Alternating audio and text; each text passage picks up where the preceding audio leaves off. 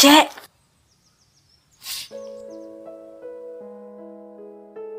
Congrats!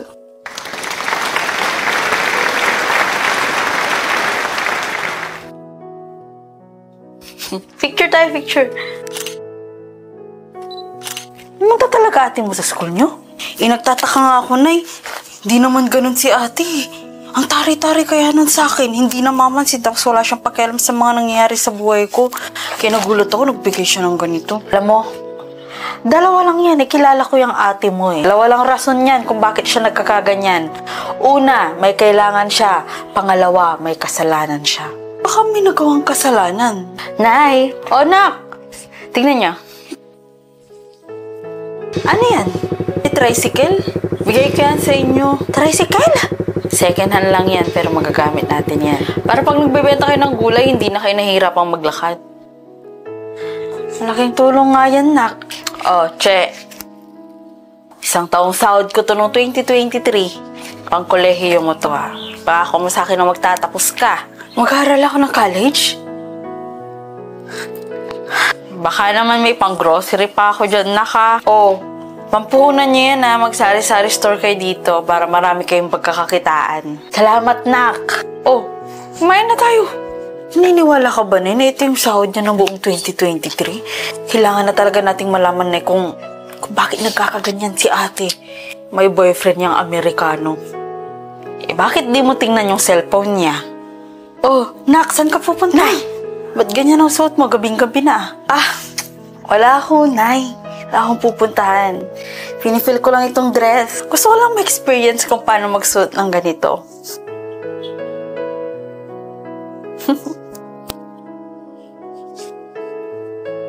Sabi ko sa'yo, Nay, feeling ko nagbibenta ng katawan yan si ate.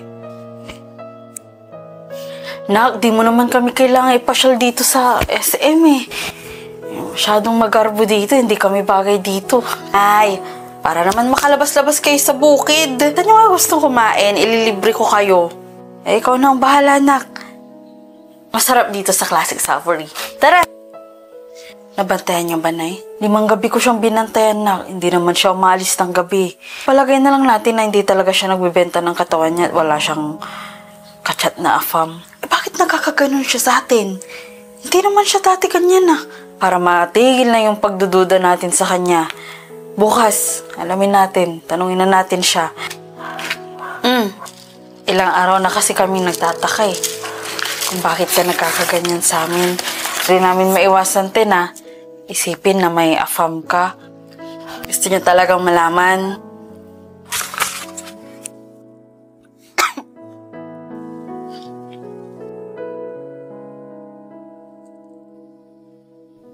Lumala yung sakit mo, nak.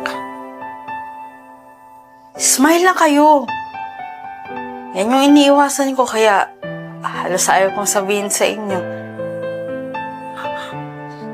Sorry kung naging matari ako ng mga nakaraang araw, ng mga nakaraang buwan, nakaraang taon.